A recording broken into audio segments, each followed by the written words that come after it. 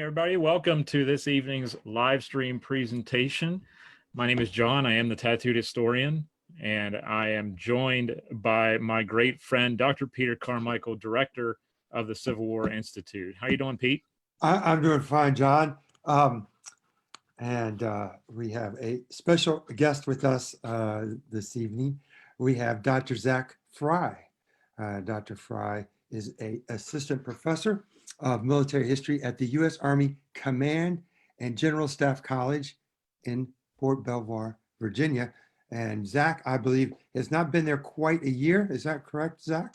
Yeah, I moved here in August, I think last August. So I got to give a little more background about Zach.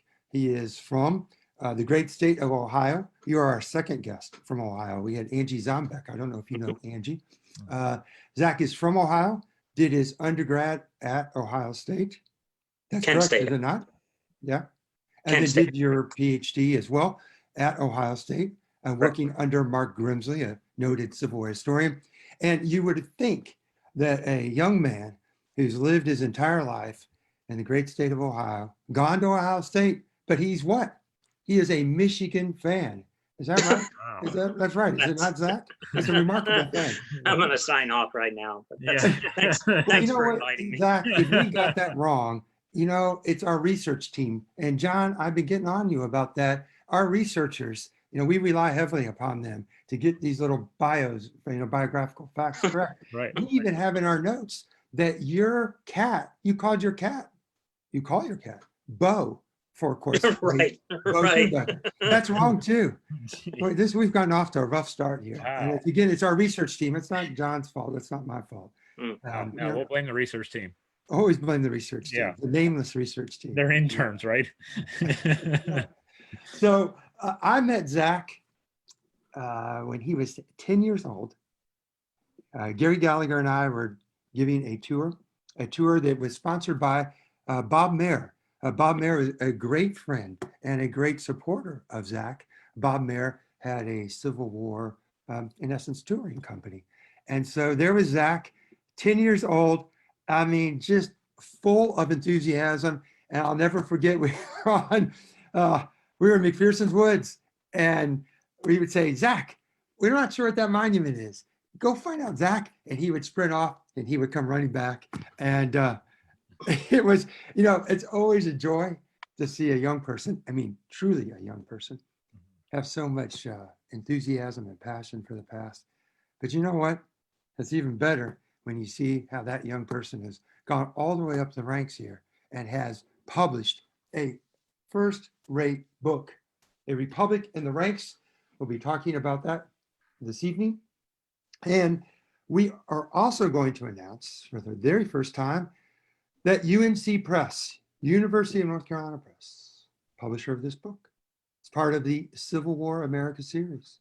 They have graciously given the viewers of this show a 40% discount. That's almost scandalous. Zach, hell, you're not going to make any money off this book if they do that to you. Man, what were they thinking?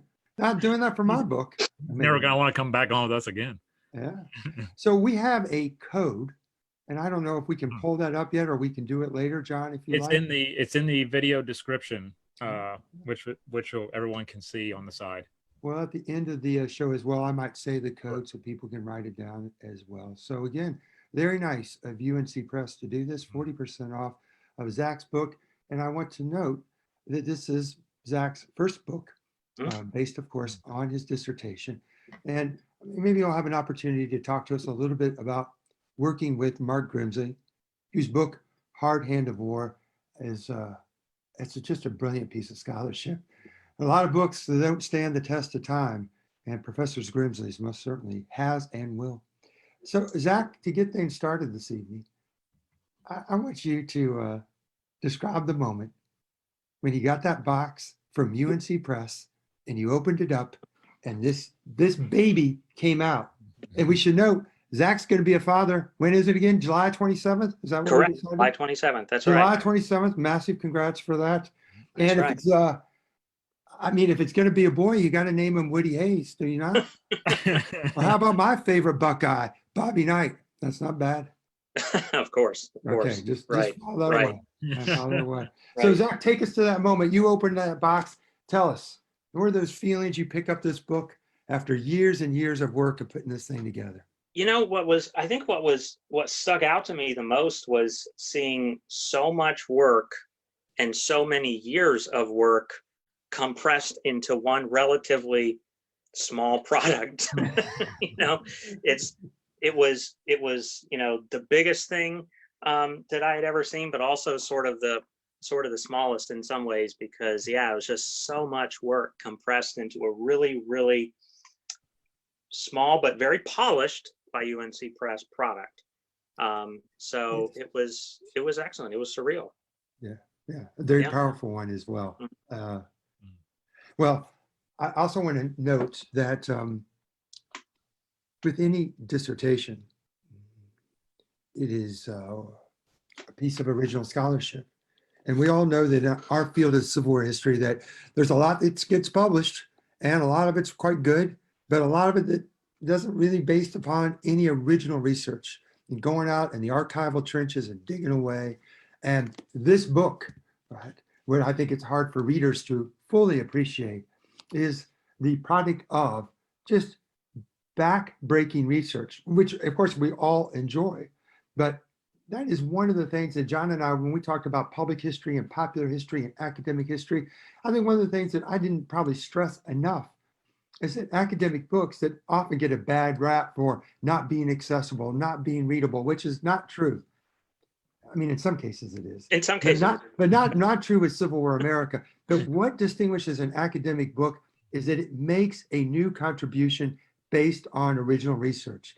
Zach didn't just knit together a bunch of books, Bruce Catton or Stephen Sears. I'm sure he relied upon them, but he went out there and he did original work. And the consequence of it is a very, very important and valuable book. So Zach, I'm going to get us started here with,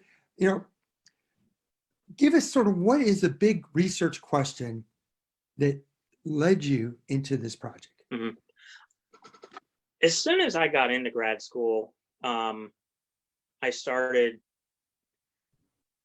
really toying with the idea of the Army of the Potomac's love for George McClellan, actually even before grad school, heck, as an undergrad, in the Gettysburg semester at Gettysburg College. It was one of those questions that fascinated me, and it's fascinated a lot of Civil War historians, I think, but this question of why the Army of the Potomac, which was so devoted to George McClellan for much of the Army's existence, went from worshiping him in 1862 to voting overwhelmingly against him in 1864.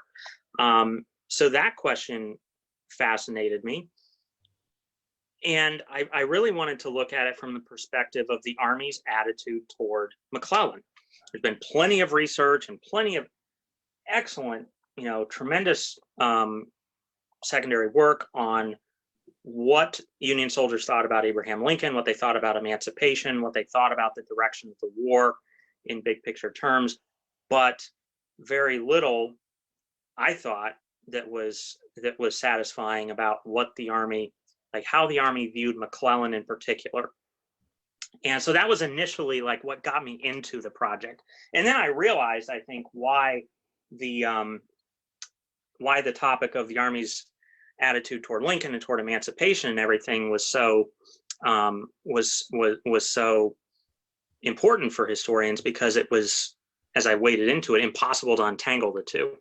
So let's step back a little. Can we step back just a little bit, right? So I suspect a lot of our viewers, they hold that very standard view of George B. McClellan as the general who not only had the slows, but was incapable of really taking ownership for any of his mistakes, always scapegoating or always turning to the president and asking for more and more and more. And so he is, in the eyes of many, fairly unlikable. And for Civil War historians who, let's be honest, we're not, I would say the most comedic group of people, but thank God for George B. McClellan, because he has been comedic fodder for Civil War historians. So here you come and you're like, you know what? I want to look at this guy what got you over the hump here? And we can all see, of course, he's looking right over your shoulder as well. He And you is have he Abe is Lincoln looking right over my before shoulder, that. but there's also a bust of Lincoln as Lincoln, well. and is that Meade that on the other Meade? side, or is It's that Meade. Lee? Yeah, it's Meade. Yeah. I'm being stared down. Where did you find the Meade statue? I mean, good God, I didn't even know they existed. Oh yeah, yeah. They're there. It's All right. Peter. This is the Civil War. You can find busts of anything if you want, Yeah, if you're willing to pay the right price for it.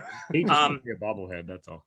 I do have plenty of bobbleheads at work, just not at home. I think what got me over the hump was just realizing that as I looked at a lot of the sources from especially 1863, which seemed to really be the turning point of the Army's political story, the love for McClellan in large parts of the Army evaporates.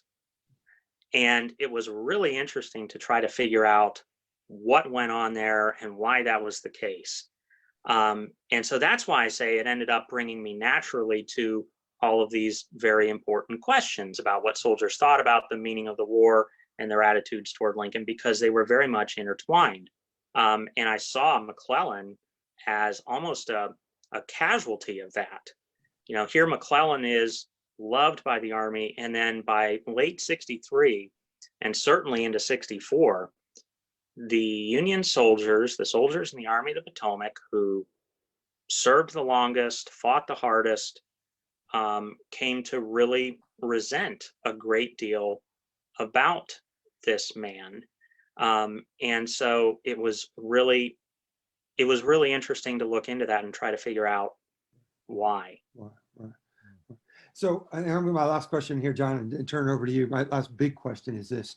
You know, you think of the Army of the Potomac, and we all appreciate that it was an army for a significant amount of time that was, I would say, poorly led, poorly managed, that the officers never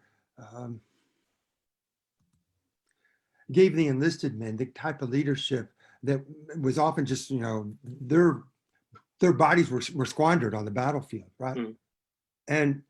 And so you see the Army of the Potomac as a unified force, right? That these are men who came together, who coalesced because of what they had endured, what they had gone through. In many ways, it was sort of us against them mentality, because they could never find that officer who could lead them to victory until Gettysburg.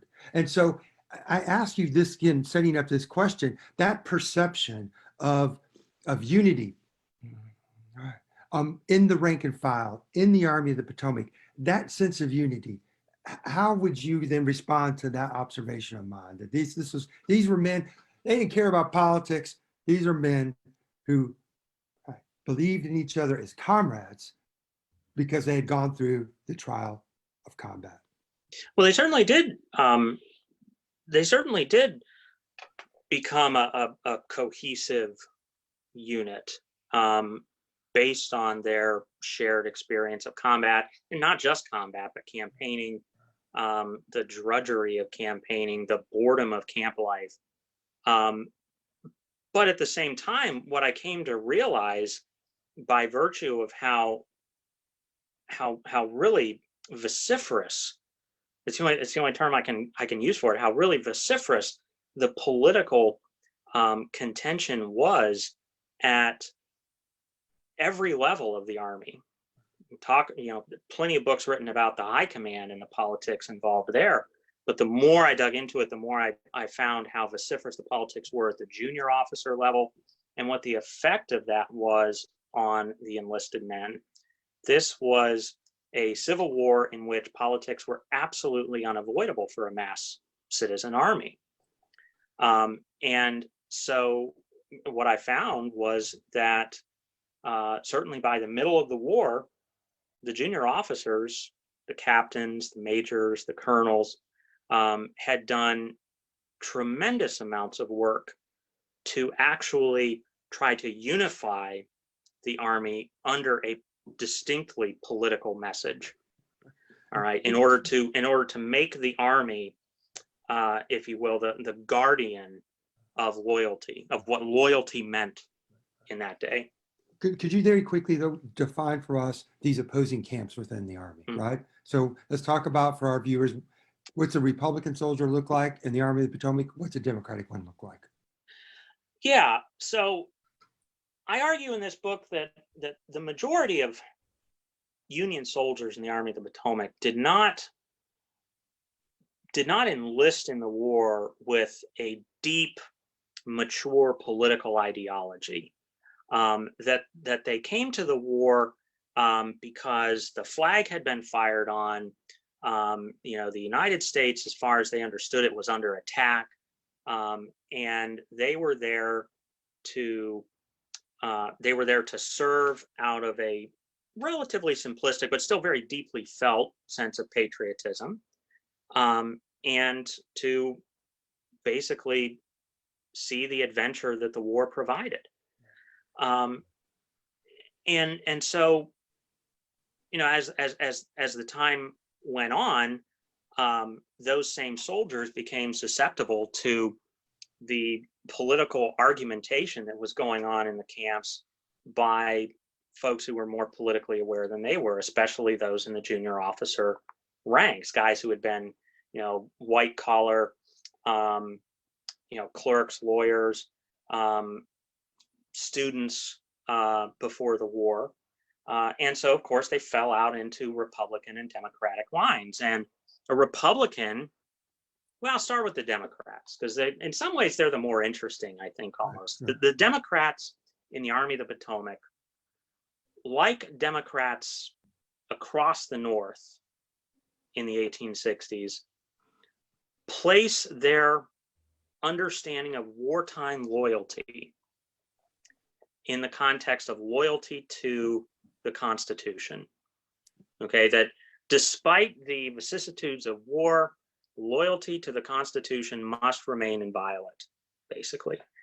And in the context of the Army, I argue that meant that Democrats in the Union Army tended to believe that the place of the soldier in society, in the political discourse of society, was not to have a loud voice. Okay, the place of the soldier was to serve. That was, by and large, I think, the viewpoint of a Democrat. Obviously, not pleased with emancipation, not pleased with any sort of radicalizing influence on the war effort or on the Army. A Republican, on the other hand, would be someone who believed that the United States was basically had been under the influence of a slave power in the 1850s, which really primed these guys to embrace emancipation as a necessary war aim.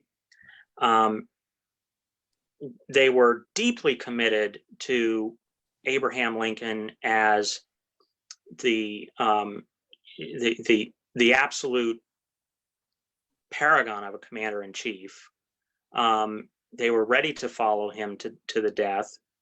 And in terms of what that meant in the Army, in the context of civil military relations in the Army, what I found was that the Republicans were much more willing to stick their necks out and influence the public discourse, so that by the time 1863 came around, with the appearance of an anti-war wing of the Democratic Party, it was the Army's Republicans who were beating the drum for harsh policy against the Confederacy and a very exacting understanding of loyalty on the home front. Zach, I'm wondering too about, since you have Meade peering over your shoulder, I thought of this as well. What your thoughts are on the effect that the Joint Committee on the Conduct of the War had politically on the Army of the Potomac? Right. The Joint Committee on the Conduct of the War, this very harsh group of radical Republicans in Congress, generally has a very chilling effect, I think, on the high command of the Army of the Potomac, because the high command of the Army of the Potomac, by and large, has, I think, a well-earned reputation of being McClellan Democrat sort of complexion politically.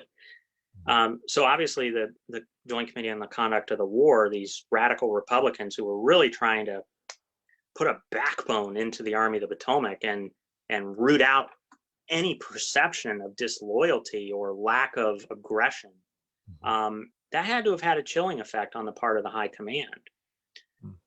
What I found really interesting when I went into the research for the book was that a lot of these captains, majors, colonels at the lower, a little bit lower down in the chain of command, were very much, if not in complete agreement with the Joint Committee on the Conduct of the War, at least thought that they served a valuable purpose. They at least thought that they were, that their interest in terms of keeping a watchful eye on the McClellan clique in the high command was going to shorten the war by making it harsher against the Confederacy than a lot of McClellan's acolytes might have preferred. But do you think that the Committee on the Conduct of War, because they could wreck an officer's career, do you think that in a very specific way had an impact on command decisions, whether it be at the operational level or maybe even at the tactical level, which I recognize that at both of those levels, it would be hard to make a direct connection. I mean, some historians have suggested that Meade's performance was subpar at Gettysburg because of his political, although he was kind of politically sort of neutered, or at least he kind of pretended that he was, which we need to get to that in just a moment. But that's really intrigues me what you said, that some officers actually embraced, obviously Republican ones, the Committee on the Conduct of War. I'm curious about your thoughts though. Did it hinder the Army's, its ability on the battlefield? Do you see officers really looking over their shoulder worrying that, hey, we're too aggressive, we make a mistake, we're going to end up in DC in front of the radicals? Yeah, I definitely think there's an element of that. Sure, I think anytime a commanding general feels like he doesn't have the support, the explicit support of the political leadership back in the Capitol, that's not a recipe for guaranteed success. But again, what I really tried to dig into was, what does the rank and file think of these guys? And because there hadn't been quite as much work done on that end. And what was really interesting to me, looking at the leadership of the Army of the Potomac, was to see how this relatively brief window in early 1863, when Joseph Hooker commands the Army of the Potomac, is very different from the rest of the history of the Army of the Potomac, where it's led by a McClellan or a McClellan light. Right, that's right. And Hooker definitely has friends among the radical Republicans in Washington, has friends on the Joint Committee on the Conduct of the War. That didn't necessarily guarantee him success, of course, but it was at least interesting to see that Hooker was, and to a lesser extent, I think his chief of staff, Butterfield, were using these political channels populated by radicals like the Joint Committee on the Conduct of the War to advance their own careers, and in so doing, really created the conditions for the Republican message to resonate in the Army much more than it would have otherwise. So in that sense, I think that the Joint Committee on the Conduct of the War and its relationship with the High Command, at least during the Joseph Hooker interlude of Army of the Potomac Command, may have actually been a net positive. But it's an interesting question. Yeah, this profound shift that you see with Hooker's ascension to command, that now you have a Republican at the helm. If I recall from your book, you found ample evidence in which the Army tried to limit the circulation of Right. Democratic Party newspapers. And so let's get down on the ground here. I mean, the point that you continue to make is that this book is about, in essence, the rank and file or lower ranking officers and how they navigated the war politically. So tell us, how did you, because you didn't just look at letters, you looked at a range of things. Yeah. Tell us some of these other sources that gave you this new dimension that we hadn't seen before.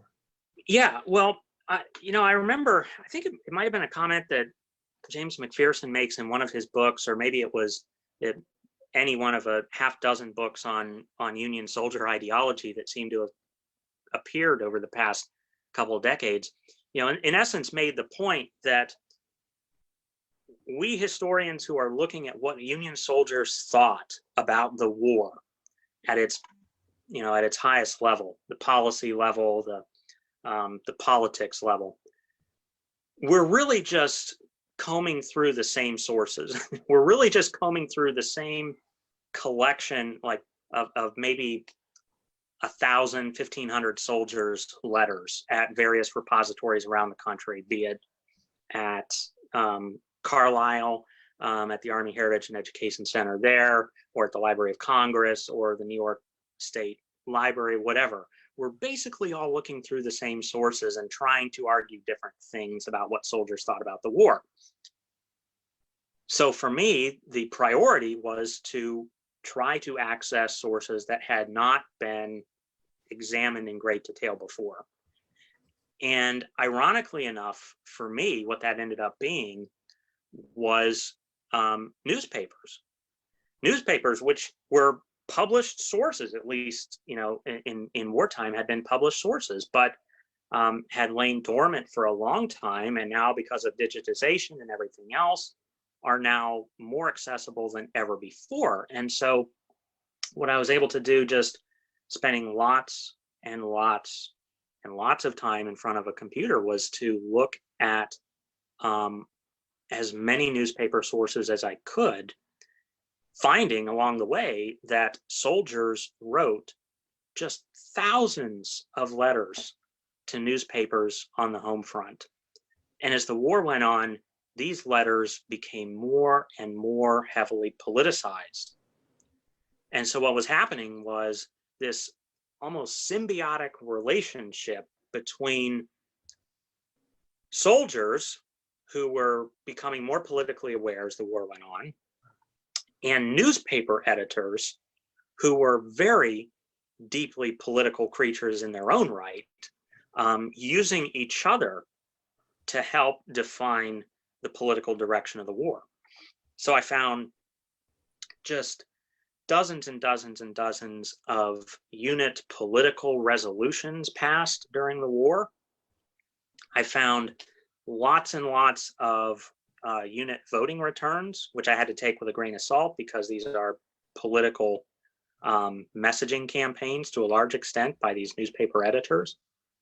So there was that. And I think the other portion of the original research that was most interesting to me, and this was actually something I picked up from Timothy Orr's work on the Army of the Potomac, which is extraordinary, is dig deep into what are called the Adjutant General's papers throughout any of the northern capitals. So you go to Harrisburg, you go to Albany, or Columbus, as the case may be, and look through basically all of the communications that were written from soldiers at the front or people on the home front even to their governors through the Adjutant General's office, recommending promotions of soldiers from the ranks or NCOs up to the junior officer level or something like that. And these letters are just filled with promises of political loyalty. And so it's really fascinating to see. Just real quickly, John, you can jump in. You mentioned the source of the petitions. Could you describe to us what are these petitions that they then sent, that soldiers sent to the newspapers? What are they exactly? I think it's maybe one of the most important sources that historians haven't I mean, historians have looked at them, but just through lots and lots of digging, I was able to find a lot more than I think we knew existed. And soldiers, this really started in early 1863 when the Copperhead movement appeared on the Northern home front, the anti-war Democratic movement took hold in some places in the mid-Atlantic and the Midwest. And soldiers were genuinely livid about the appearance of home front dissent, and especially what appeared to them to be a pretty sophisticated militant home front dissent. And so under the leadership of Joseph Hooker, because I think I sort of had to read between the lines, but I definitely got the sense that he was very much involved in this mobilization process. I found over 60 regiments in the Army of the Potomac whose officers, captains, majors, and colonels, got together, drafted very polished political resolutions denouncing the Copperheads, denouncing anybody who didn't subscribe to the notion of taking the war to the Confederacy in the harshest terms possible, and even going so far as to recommend that the administration send some of these troops home so they could actually take care of these Copperheads in the way soldiers would prefer to. And then these officers, having written all this stuff up, would read them in front of the regiments. The regiment typically would offer some sort of enthusiastic huzzah or something like that. And the resolutions would be sent off to any number of, Republican newspapers across the home front, which just ate this stuff up. And they reappeared periodically throughout the war. So they reappeared in the fall of 1863 during some of the gubernatorial campaigns in the North. They reappeared in the election of 1864, certainly as well. Speaking on the election of 1864, that one's always fascinated me, just because you have so many men in the field, so many men who are probably voting for the first time. That's right. And because maybe they were like 17 when they joined, and now or 18, now they can vote because they're 21. Right. What was the scene like for that, Zach? Where you just talked about things being sent to the newspapers, were men having like debates in the field, kind of like, we used to hear about them having like plays in the field and camp to pass the time. Were they having like mock debates or real debates that could get ugly? And we already had a question about this. How did these men vote in the field then in 1864? Generally speaking, I think the election of 1864 came off remarkably tame compared to the possibilities. The manner in which this election could have gone if things had been different. I think it actually came across pretty tame. The Secretary of War, Edwin Stanton, issued very clear directives that they called it political haranguing was to be kept to a minimum. Soldiers were not supposed to exhibit lots of debating about one party or the other. But that was difficult because in the case of Republicans, that meant ostensibly not being allowed to support the president.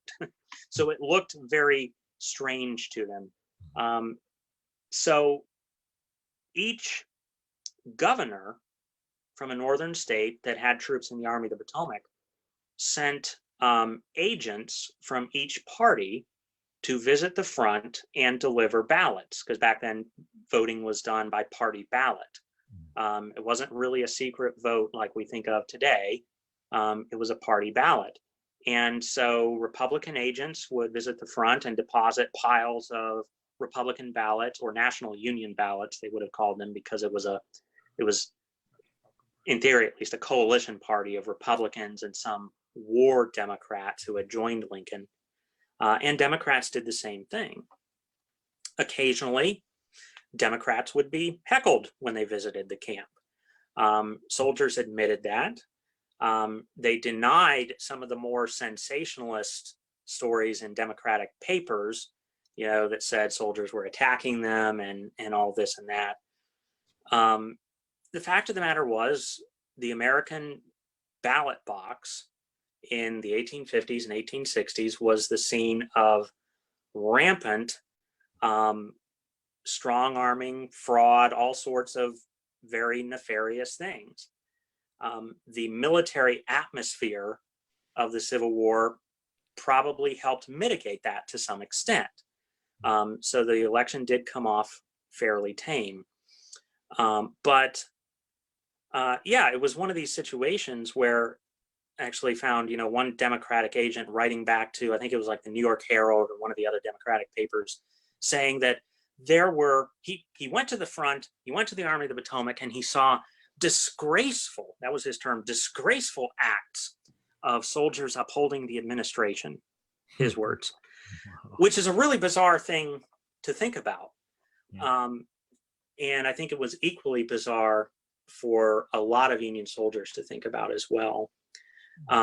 So what I found was that the Army of the Potomac, like all the Union field armies, did vote overwhelmingly for Lincoln. And digging a little bit deeper, what I found was that practically every state that sent troops into the Army of the Potomac, with the exception of Vermont and New York. New York was a big exception, Vermont not quite so much.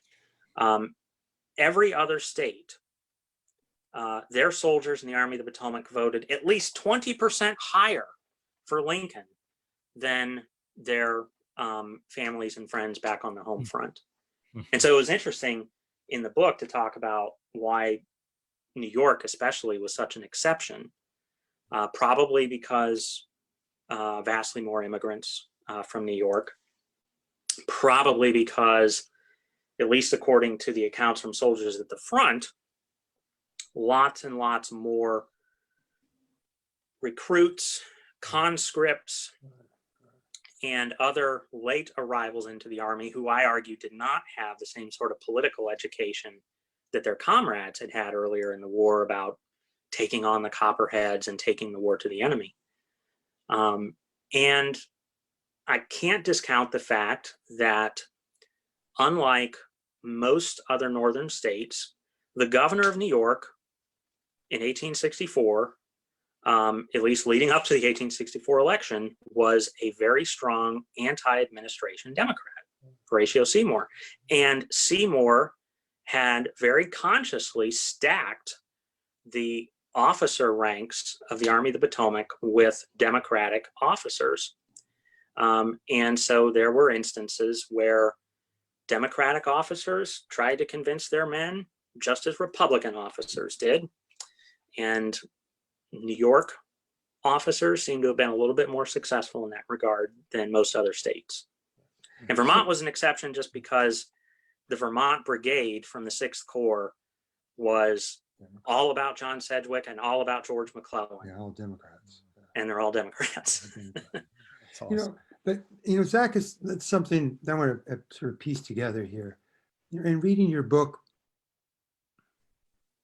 it challenged a sort of a cherished assumption that I've always sort of held to, and something that I've used to tell my students, and that is, it's kind of almost a celebration of the Union soldier, Lincoln's thinking bayonets.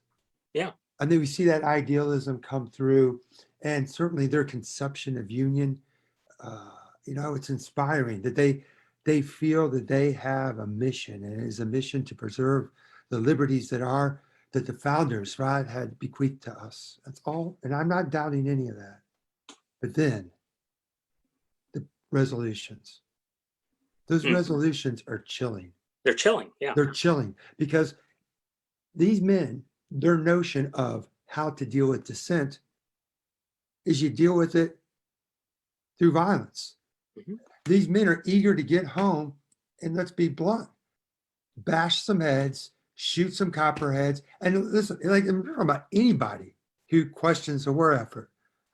And that is, again, I can't think of another example, and maybe John can or you can as well, in U.S. military history in which soldiers are so open and so vocal and publishing in newspapers that if you oppose me, I'm coming back home and I'm going after you.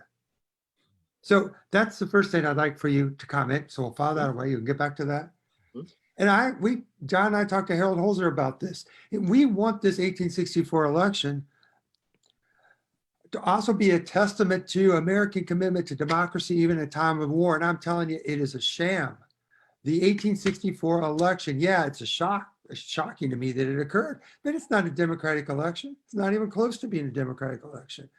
Okay? And it's not just because Democratic soldiers were intimidated a little bit. Man, it was orchestrated from the administration to ensure that old Abe got the votes. Now, look, a side note, I'm glad they did what they did, right? I'm glad that they made this turn out the way it did. I'm not upset about the outcome. I'm just saying that I think that this is problematic in a very critical way. Americans don't understand a democracy. They're so cynical about politicians for so many reasons. But one reason is, as you just already alluded to, elections have never been clean in the 19th century. The 1864 one was pretty dirty. And we need to understand that a democracy is getting in the gutter, right? It always has been. It is to this day. And so let's go back about my comment about the resolutions or petitions and about the election. Do you feel some of the sort of, I'm not, how am I gonna say, like disappointment, right? Disappointment. Or Well, that I sort of, or maybe again, that it sort of came to my attention. no, I understand. I understand your comment very well. And I think as Civil War historians, we're abundantly aware of the fact that we live in this moment in Civil War literature that seems to be revisionist and reductionist, and some people call it the dark turn, where you think the Civil War was nostalgia, it was a great American experience, and much of Civil War literature over the past generation has been about if not obliterating that notion, then at least chipping away at the edges and getting us to realize how dark some of it really was. And so when I was writing this book, I was thinking about, my gosh, where does my story fit in the Civil War as the dark turn, or current literature on the Civil War as the dark turn in Civil War studies? The resolutions fit right in that regard. And what was interesting to me, I did not approach this project in terms of my graduate training from the perspective of a Civil War historian, because I was working with Mark Grimsley and working at Ohio State in their military history program. I was coming at this from the perspective of a military historian, someone trained to look more broadly, especially at Western military history, principally Europe, which is what I teach to my Army officers today. I teach European military history predominantly. And so what I saw was the extent to which you see ever so brief glimmers in the story of the Army of the Potomac, and maybe just the story of the Northern War effort as a whole. You see brief glimmers of the English Civil War, the French Revolution, brief glimmers. Those political resolutions that the Army puts out in the spring of '63 that continue again into the autumn of '63, the autumn of '64, these are documents that perhaps belong more to the French Revolution than they do our Civil War, as it's often conceived of. But it tells you something, I think, just to get back to maybe the more uplifting side, to eschew the dark turn for just a second, getting back to sort of the more optimistic view of the Civil War that you were waxing eloquent about a minute ago. I think it provides some solace to see that in the context of our Civil War, we did not go down the path of the French Revolution, despite the fact that the Army toyed with those sorts of concepts on occasion. Yeah, that's a nice comparison. I never thought of it that way. That's I have to look at it differently now with that in that regard. Well, and John, you were talking about the Joint Committee on the Conduct of the War a little while back, and the Joint Committee on the Conduct of the War strikes us as frightening to some extent, you know, because these are guys who are very, very deeply invested in a particular political message, a divisive political message, and they are interjecting themselves into military affairs in a way that we traditionally would think of as inappropriate and overbearing. But it's still nothing compared to what French armies in the 1790s actually saw when they had what were called representatives on mission, who followed the army to police political loyalty. And the difference was that in the Army of the Potomac, if you weren't found to be exhibiting the sort of exacting standard of loyalty that the North expected by 1863, you could be fired. Not beheaded, not in front of a firing squad, but fired. Right. Your career. And for all of the rhetoric of violence that soldiers utilize in their resolutions, we don't have that many instances of soldiers attacking Copperheads like crazy on the home front. Don't get me wrong, the Army of the Potomac was very happy when they heard that regiments were being sent to New York City in July 1863. And some of them were really disappointed when they got there too late. Yeah, absolutely. But still, it's something to consider, I think. Yeah. John, did we have any questions that have come through Facebook? I have one that I would like to pose to Zach while I'm looking through there, actually. It's kind of a wild card question, because you know how I am, but this is an interesting question, I think, for our viewers, because some people study one side or the other. And I'm wondering, Zach, how does their opponents compare in their political discourse as far as that's concerned? So we're talking about the Army of the Potomac, obviously, is our major thing tonight.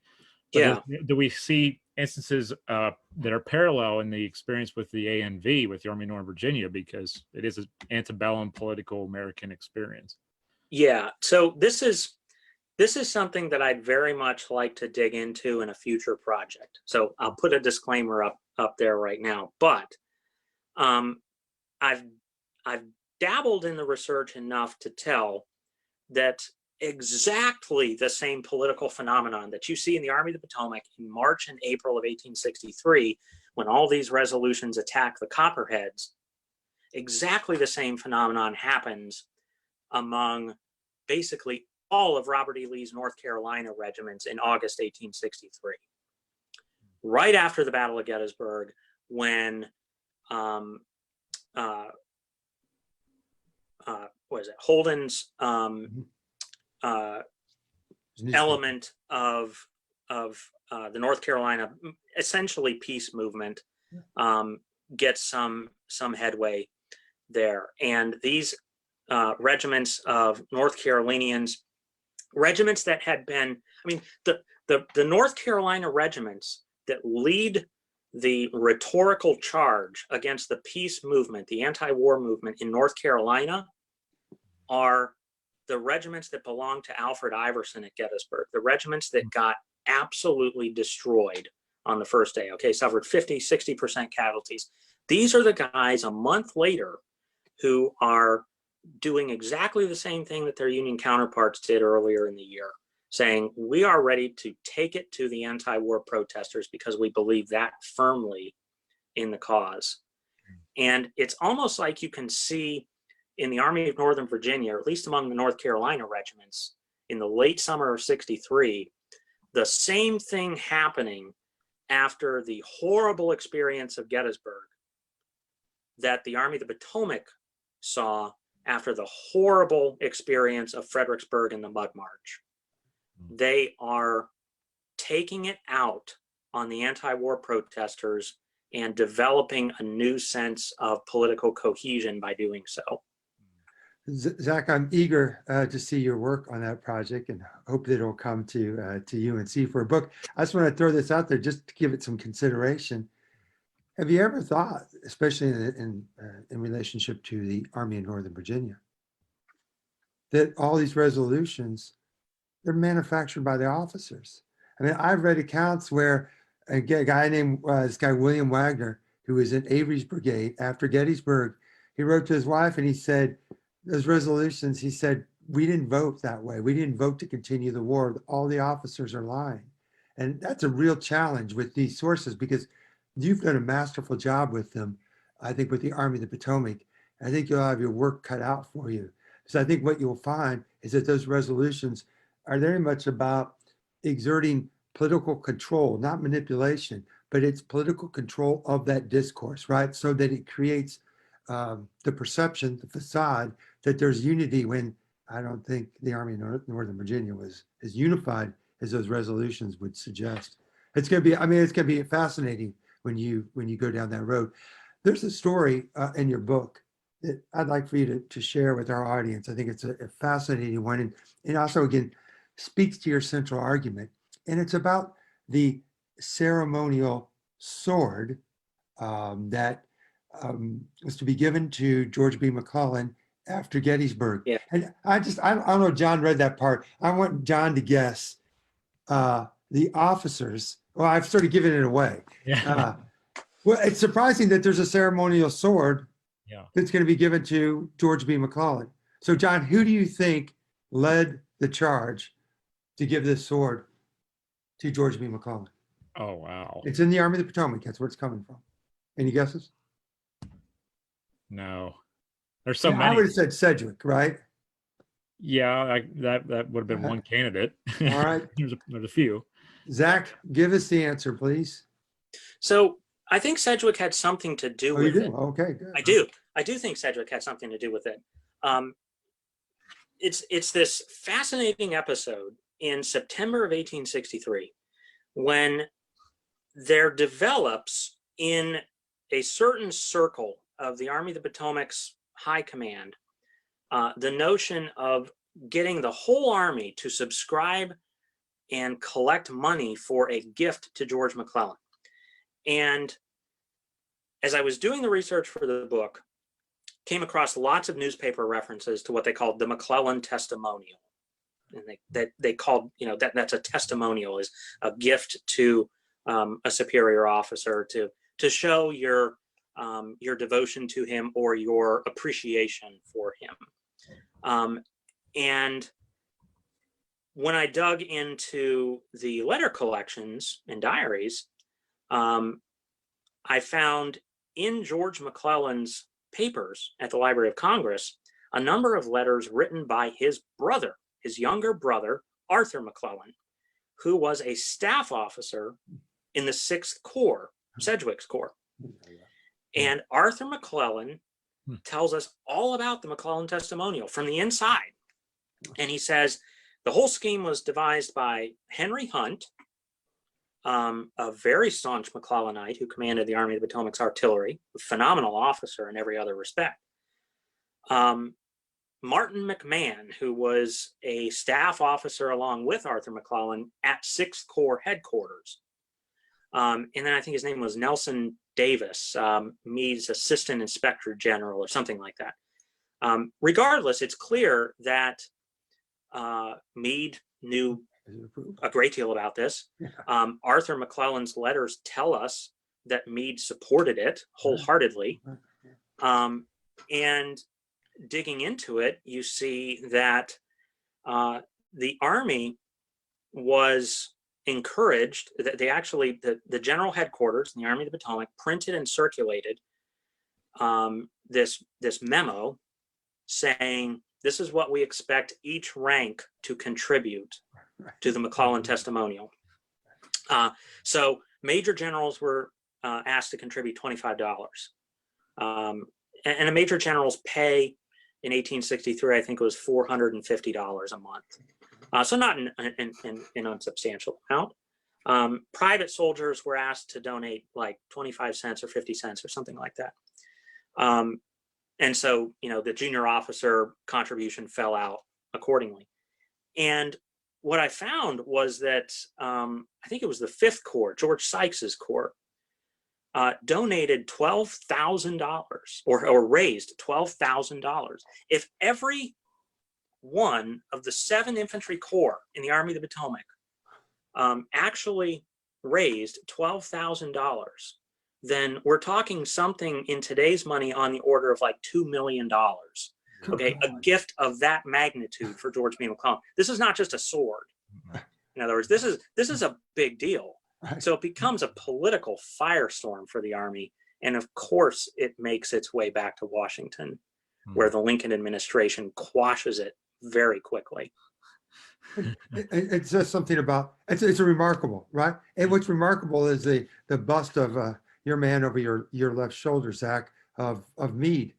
A guy who claims he's not really political. And I mean, what does that say about Meade, except that he maybe doesn't have a great political sense? That's for damn sure, right? I mean, there's one thing. What's it say about Meade then? I had to deal with that because I wanted to, like George Gordon Meade, as I think anybody who grew up studying the Battle of Gettysburg as a pastime does.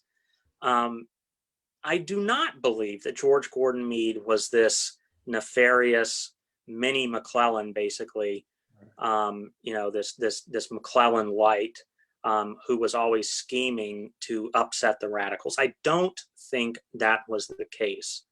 I do think, however, that Meade was incredibly politically tone deaf. And I think that's just par for the course for a lot of regular Army Democrats in the Army of the Potomac.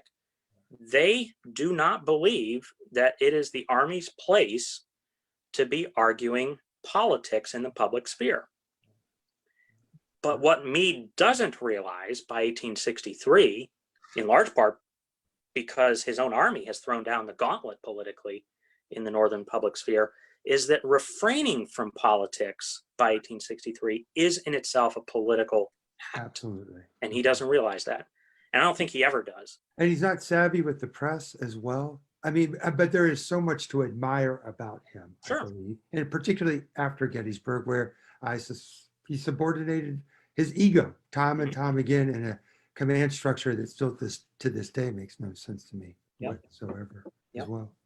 Zach, very quickly, could you just tell folks, because your career path after you received your PhD at Ohio State is not one of National Park Service, it's not one of sort of the academy. So could you tell us a little bit about sort of what you do? I think people, especially young historians out there, I think they'd be intrigued by your profession.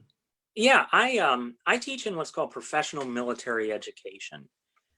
So I am, as you mentioned, an assistant professor at the U.S. Army Command and General Staff College, which means that Peter, like you teach undergraduates, I teach Army officers. So I teach predominantly Army captains and majors, almost all of whom are at least 5 years older than I am. I had my first student this term who was younger than I was, younger than I am. But when I came out of graduate school with my PhD, I was very fortunate, very blessed to get a 1-year non-renewable assistant professorship at West Point. So I got to teach U.S. Military Academy cadets who were the most phenomenal students imaginable. Not to denigrate other undergraduates, but the motivation that they have even on their bad days surpasses anything I had any right to expect as a professor. So that experience convinced me that I wanted to continue teaching for the military. And actually about halfway through that visiting assistant professorship, I got an offer for a permanent position with the Command and General Staff College.